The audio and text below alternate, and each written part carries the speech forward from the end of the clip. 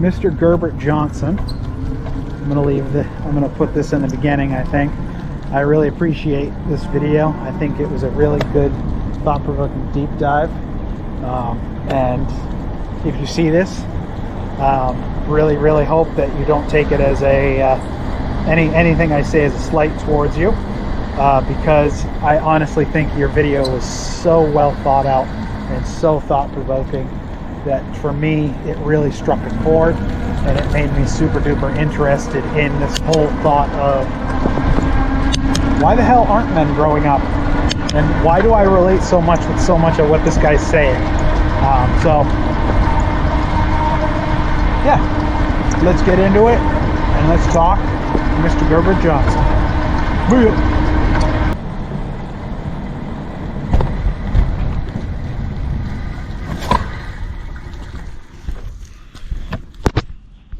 Alrighty, let's get into the video book club.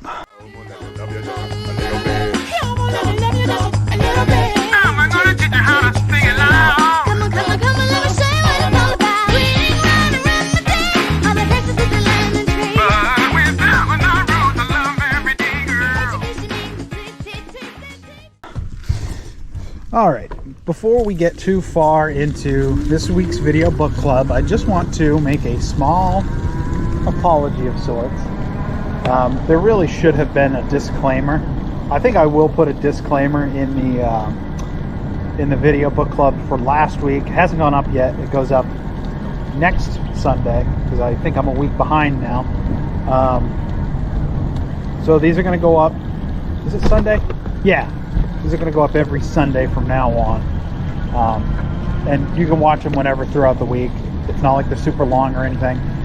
That video, he does make some kind of juvenile jokes, which to me, they made me chuckle. And I realized on rewatch when I was making notes that, mental notes, that some people might not find it as funny.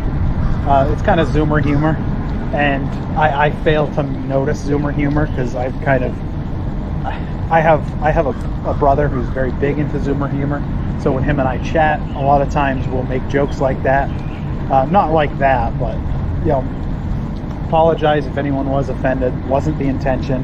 But what he spoke to, the concept he was talking about, this idea of, and you see it a lot more with young men, the idea that as time keeps going, we're seeing less and less young men grow up, or young boys.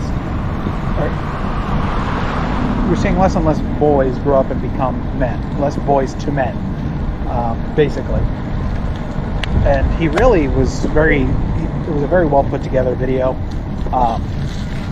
and it talks to some really big things that I know I've felt before, and I know that a lot of young men have probably felt before. And it's this feeling of, you know, I'm 28, and sometimes I think back and I feel like I'm 21 still, or I feel like I'm still 18, 19, and you know, I'm not. You know, I'm not only in a career that I enjoy, but a pretty successful one. What a good pup! What a good puppy dog! And you know, that's really what he was getting at in that video is, I think a lot of men feel disconnected from the world. And before we get too far into it, you know, obvious disconnection. You know, we're not talking in like the Jordan Peterson type way. I think Jordan Peterson in his early years had a lot of positive to say about the young men psyche, but I think over time his message has become kind of muddied with his political conversation. So we're not even going to get into that because I don't think it benefits this conversation at all. I think this video does really well without even thinking of that kind of stuff. But what he really gets at is this longing for the past, which I've felt many a time, and this idea that you're constantly comparing yourself to your parents or whoever raised you, or someone that you see in your life that is successful that you want to be like. And I think that's really, really important to recognize, because we'll get into it, actually. We'll try to hit on that first part first, the idea that you kind of long for the past. There are times I get home from work and I will make an iced coffee, and I will sit on the couch and I will watch an iced decaf coffee, and I'll sit on the couch and watch Manly Badass Hero for a couple hours, because it reminds me of when I was a kid. I would get home from high school, I would make myself an iced coffee, and I would sit down at my mother's laptop in the kitchen, and I would watch a couple episodes of SSOH PKC, and that was my daily ritual. That's what I did every day when I came home from school for a while. And so, you do small things like that because you really long for the days where that was the daily thing. That was what you did every single day. And because it reminds you of what in some ways were better days. I'll be very frank that I don't really long for the days of high school. Freshman, sophomore year kind of sucked. Junior year was okay. That was when I really started to click with my friend group. But most of my friend group were seniors that graduated, and I had a couple friends that were freshmen during my senior year. So I was friends with younger people and with older people. So obviously senior year really blew, because a lot of the seniors I was friends with the year before have graduated and gone on. And most people that I was friends with did not go to the same college as I did, which is fine. But that's really what the video speaks to, is that longing for the days of the past, a longing for those days where you get home from school, where you have teachers that are bullies and are egomaniacs, and you have kids that are just so convinced that these are the best days of their lives, that they're just so annoying and frustrating to be around, especially when you're like me. I'm just kind of, I very much am to the beat of my own drum. I like my own things. I don't like the same things that a lot of people like, which I think is why I identify a lot with Zoomers and Zoomer humor and Doomers, because I kind of have the same sense of humor as a lot of them. But you long for those days when you get home and you log on to Call of Duty Black Ops and you play a couple rounds of the combat training ops, whatever it was called, where you fought the bots, and then you play around to zombies, and then you hop on multiplayer for the rest of the night. You kind of long for those days again, but those days don't exist anymore. Not only have the games everybody plays changed to the point where even if we played the new games like we played the old games, it's just not the same. The boys are all gone. The boys are all doing their own things. They're all living their own lives. It's surprising how a group of maybe 6 friends fans out so much. And so there's this big longing for the past, and I think it's because it's so hard, or it gets a lot harder as you get older, to make friends, because you're working, you're going to school, and you're no longer around people that are your own age. So you can call coworkers friends, but to me it's like I don't identify anyone I work with as a friend outside of work. They're just people that I know of, and I do have friends outside of work, but I can very much identify with that fact of it's really, really hard as you get older, because you do feel disconnected from people. It's harder and harder to make friends as you get older. So I really connected to that in that video. Thought that was a great aspect. And then we're not going to get too much into the relationship stuff. I think a lot of it was kind of funny, but I understand exactly where he's coming from. That idea where you look back, and it kind of bleeds into the next topic, but you look back and say, your parents were dating at 19, and it's crazy to think like that, but that's just not the way the world really works anymore. Not the dating part, but just the meeting new people, even meeting romantic interests. And before we move on to the parent thing, there's a small thing I just want to mention on that. And he didn't really touch on it, but I think a lot of people do. And they kind of spell doom for themselves when they talk about this topic. One second. Morning. A lot of people will talk about relationships and love interests. Like, a lot of people will talk about it as if there's only one person in this world that you are meant to be with. There's a soulmate, and if you don't find that soulmate, you're never going to be happy.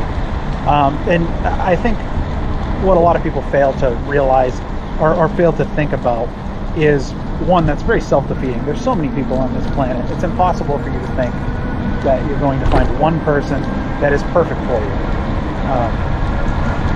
It's just, I think it's ridiculous. It would be like saying that LeBron James only played well with one person.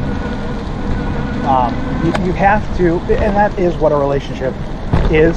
That I think a lot of people that are just looking, they see getting in a relationship as the end goal, and once they're in that relationship, everything's peachy. Well, it's more about finding someone that you can team up with, almost like a tennis partner. I know that's just for some reason that's what came to my head first, but it's someone that you can match their moves in life. If you know that they're gonna move forward to try to intercept a near, you can kind of play mid so that you can dive back and hit a far shot if you get one. Something silly like that. And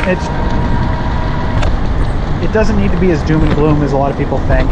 And also, you don't have to look at it as an end-all be-all. That if I don't get married, if I don't get a girlfriend, if I don't get a wife, that my life is never going to be the life I want. Because I just think that's a really bad way to look at relationships, because that immediately puts all the pressure on you to find someone. If you don't find anyone, guess what? Your life isn't going to end. You can still live a happy life alone.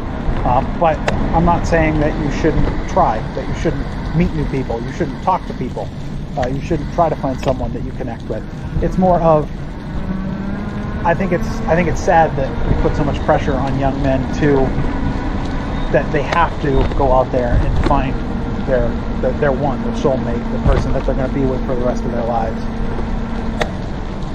Because it's a lot of pressure. It really is. What is all that? I don't know what that is. Oh, it's all, I don't know. Looks like cheese. I don't know. Don't care. So that's a small thing. If you watch the video, if you're a young man and you're kind of in that same mindset, think about that for a little bit. Just process that. Relationships are not the thing that'll make you happy, because if you're not happy already, finding a girl that's perfect isn't going to help. You're just going to offload toxic behaviors onto them, and they can do the same to you. That's why it's silly to look at it as if that one thing is going to fix everything. So on to the idea of the whole, when my parents were, when I was 12, I was already driving. When I was 13, I had 6 kids. And it's like, well, and that's obviously an exaggeration. Most parents will do it. They'll say, why are you in on a Friday? When I was your age, we were out driving around, drinking underage. And it's like, well, that's just not what a lot of kids do anymore. We have parents telling us that they want us to be responsible and they want us to act like adults. And then we do that, and we act responsible and adults for our age, which, you're better than other kids, but you're still not an adult. Just FYI. If you think you're super adult for your age, you're probably still super young in the mind, which is fine. But so you'll do things that are considered to them as different. That wasn't what they did when they were your age, and that is fine.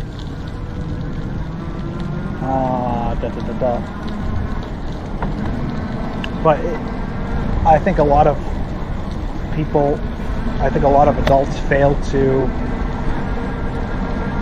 even try to comprehend how different the world has become in the last 20 years, even with things like social media and things like dating apps and Facebook, and then you've got your online video games. I knew even jocks in high school that they didn't go out on weekends and party, that they stayed home and played Modern Warfare. And, who can blame them? Because if I get caught drinking, I could get kicked off the football team. Why would I want to chance my whole possible career? Which, if you're looking at career when you're in high school, I think you're going down the wrong path. But it is what it is. That whole societal pressure for you to be your parents is very real, and I think for a lot of men it can be kind of crushing to try to put that on them, because the world is so different. My grandparents could have went and worked at a mill and made as much then as I make now, which even my wage now is not considered a livable wage. Mine is, but the lower versions of the job I work would not be considered a livable wage, because the economics of this country has gone so far out of whack, and that just puts even more pressure on kids. The statement, when I was your age, I had my own house. And it's like, well, when you were my age, it costs 6 times your income, or 6 years of your income to buy a house, and now for me it's like 30 years of my income. It's non-comparable anymore. With the way the economics have just gone so far out of whack, it's a different world. It can cost just 6 times my 6 years of my yearly wage to buy a car nowadays, let alone a house.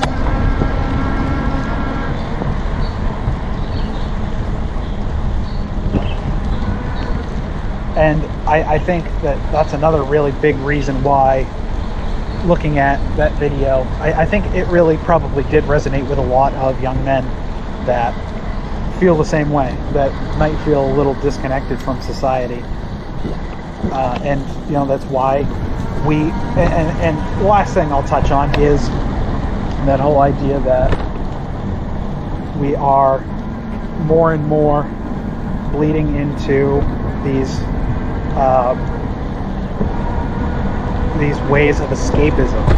I come home from work and I just want to play Diablo for 2 hours, and then I'll wash dishes and get ready for work tomorrow. I want to give my opinion here. We're going to get off topic. This isn't video related, but I just want to say this. And I came to a point in my life, probably about 2018, 2019, where, I don't know, something flipped in my head. And I really started living the life that would make me happy. Stopped worrying about a lot of the dating stuff. Stopped worrying about a lot of getting super far in my job, and worrying more about enjoying what I do for a living, putting in my best effort every single day on that, and coming home and doing things that would make me feel better in the long run. So video games are great. The video games are a good escape, and I'm fine with people that play video games, but if you are living in a space that makes you unhappy, you need to work on that. You need to learn how to better organize your space. You need to learn how to declutter, get rid of stuff that doesn't bring you joy. Fold your laundry, do laundry every 3 days. fold your laundry when it's done. Make yourself real meals with actual vegetables and fruit. Stuff like that. Just small things that you can do every single day that really do make you feel better at the end of the day. And that's what I mean when I say I started living for myself. There was a time in my life where I was going to school and I was working both at the same time. I'd go to school in the morning, I'd go to work 8 hours, and then I would go home. And when I got home, I would decompress. I'd start a load of laundry. I'd fold my laundry from the day before. I would, dating myself, but I would watch an episode of Game Grumps, which I haven't done that in years. Watch whatever the new, because usually the way their format is they would have a new video on a prime piece of content. So they would have like, either it would be like a one-off, something to just catch viewers' eyes, or it would be like a popular game they were playing through, and then they would also have a long play that they were doing with a different game. So, watch both those episodes, fold laundry, put it away, eat dinner, get ready for bed. And it was just something for me to do for an hour when I got home that really made me feel good. And another thing that I don't know why I enjoy it, but I do, and so I would do it relatively regularly, is I would, instead of buying all the food I needed for like a week or even for a couple of days, I would go to the store, because most days I would drive by a supermarket, I would stop in, I'd buy some vegetables, and I would buy my dinner makings for that night. So sometimes it was a can of curry and some beans and a couple vegetables to throw in, and sometimes it was just something even simpler, maybe even a bagged meal. But I would do that because it brought me joy every single day. Small joy, but I think that's a big thing that men really need to start doing, especially Zoomers, younger men, is stop worrying as much about the future, stop looking as much at the fact that you might not be exactly where you want to be in life, and start living and doing those small things every day that bring you just that little piece of joy. He talks to the fact that we're so glued to our phones nowadays because we're just trying to get that next little serotonin hit. We're trying to go from serotonin hit to serotonin hit, and I can relate with that 100%. As someone that has had many interests in their lives and still has a lot of interests, can relate with that completely.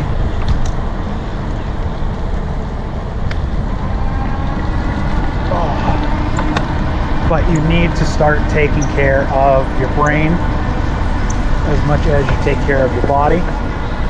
Eating right is a good start. Exercising, good start. But a big thing is stepping away from things that don't bring you joy. I don't think many of us enjoy doom scrolling, looking through news that sucks, looking through Reddit articles that suck, looking through any of that stuff. I know most of us probably could live without it. And so I think that's a huge step for most young men, is step away from social media, step away from Facebook, step away from, Reddit is fine. Getting onto Reddit and getting on forums that help you. I am one for weight loss, for decaffeinating, for biking, cycle commuting, and I'm on the fuck cars forum. But even fuck cars can be too much at times, and I have to step away because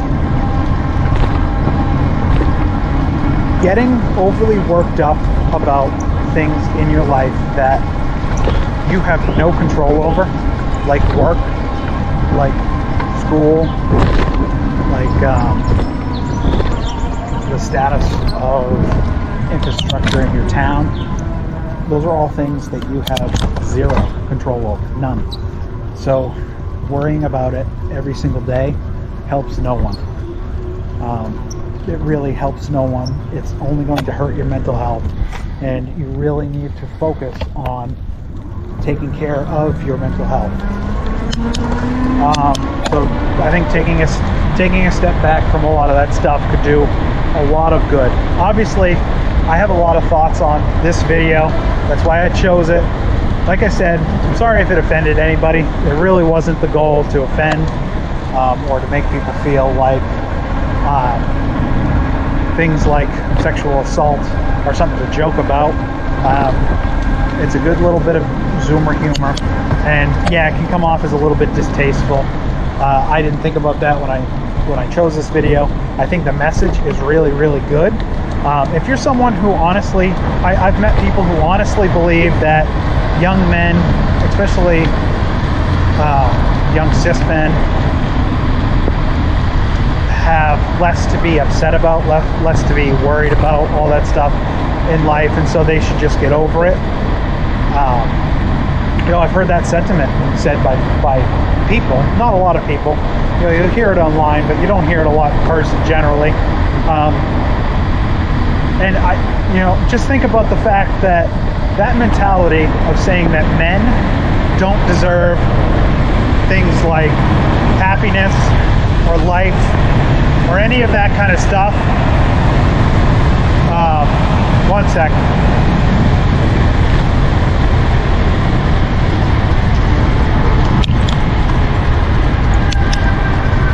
To say that men don't deserve happiness, or they don't deserve peace of mind, or they don't deserve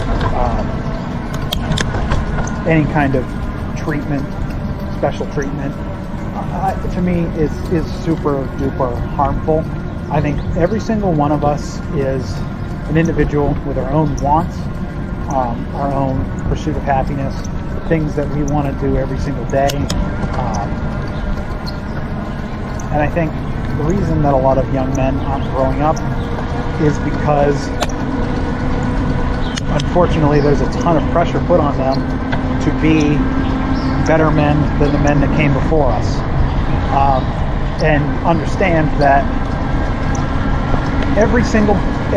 I guess here's a good ending point. Every single man before us looked at their father and tried to be a better version of them. Every single one of us. Some of us do better at it than others. Is it right to judge a man that fails to be a better man than his father as a worse person than the person who successfully was a better person than their father? I don't think so. Because we're all still trying. Succeeding, failing, doesn't really matter. There's a lot of pressure put on everyone to be better people and to be better at life than the previous generation.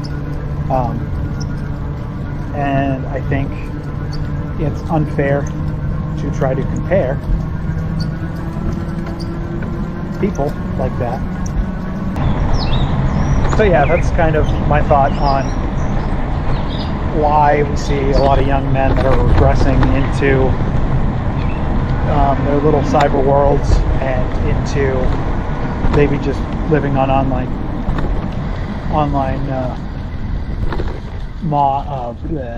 forums and stuff. And if you're one of those people, like he said, that was the good part about this video, is at the end he was very optimistic about the future, about the possibility for change and the changes he's going to start making. I think that is huge for any of us. If you don't like the direction your life is heading, no matter how old you are, you can always change.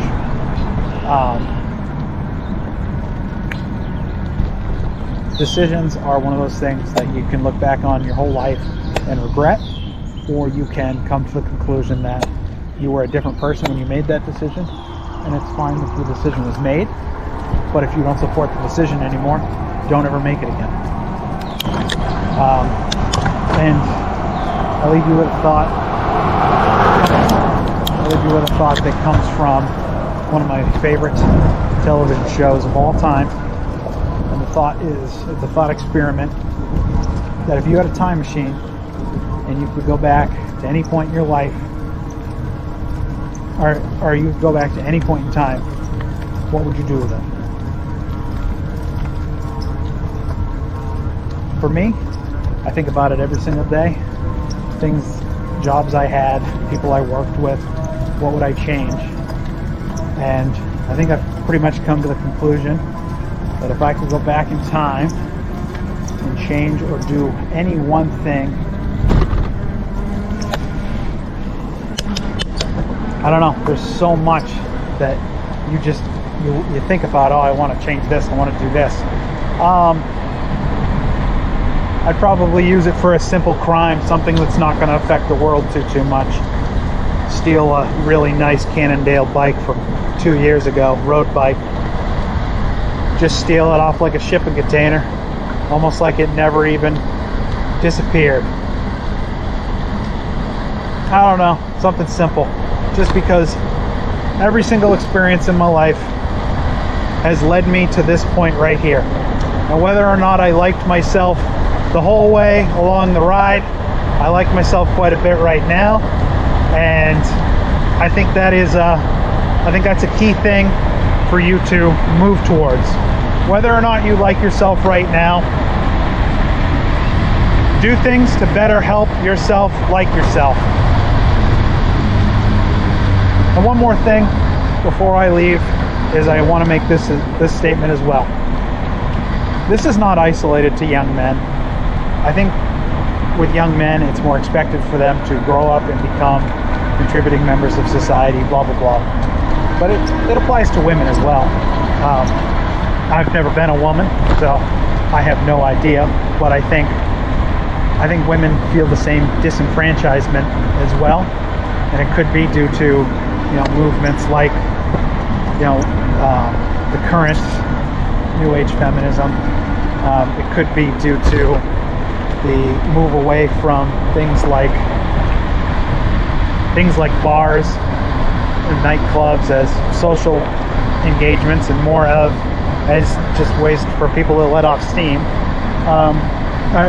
There's so much that could go into it, and I think that it's important for all of us to understand that we're all in this together. It's everyone that's feeling disenfranchised, not just men, not just women. It's all of us, and I think there is a societal change that needs to happen in order for us to come together again as a people. And what it is, I don't know, and I don't even want to speculate on what it might be one day, but I do want to say that I think any of us can make a change. I think all of us should be working towards doing things that make us like ourselves more, whether it's losing weight, getting into a hobby, or even just something as simple as taking care of yourself on a daily basis. Shower, cut your hair, all that kind of stuff. This has been kind of a long one. I had a lot to say about it. I hope you sat through the whole thing. I hope you enjoyed it, and I hope that maybe you took some stuff away from it. It's never too late. It's never too late to change the path you're on. If you don't like the path you're going down, you can always turn around. And I think that's huge. And I know people are going to say, "Oh, Better Call Saul reference.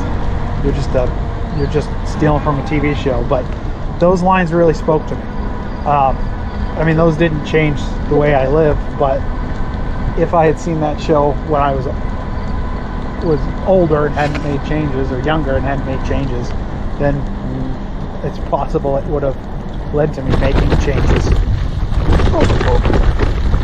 Kind of curious what's back here.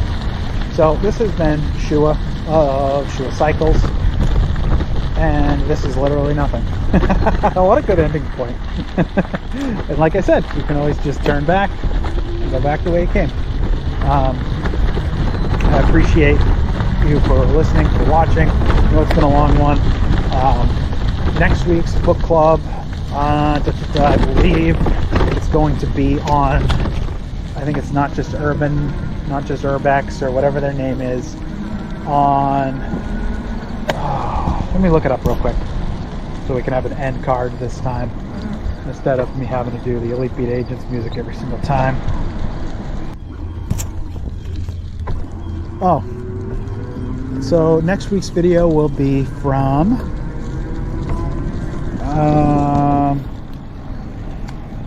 the Urbanity, and it is the disappointing destruction or distraction of vehicular cycling.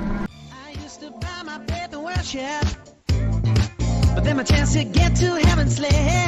I used to worry about the future.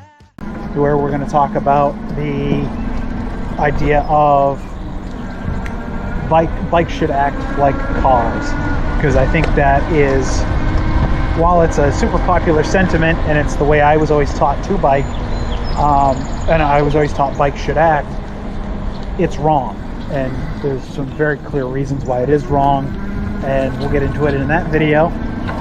If you enjoyed this video, if you thought it was thought-provoking and interesting, leave it a like down below, and go ahead and subscribe if you did like it. Doing a book club once a week now, and they're going to be main channel uploads, longer video content, and yeah, I got other things. I have more content in the style of what Bike Blogger does, known as main bike vlogs. I have shorts that I need to start making more of. I have bike repair stuff. We have general bike discussion, and we also have a series I like to do called Review of the Month, and also have I also like to make video essays. Once again, haven't made one of those in a little bit.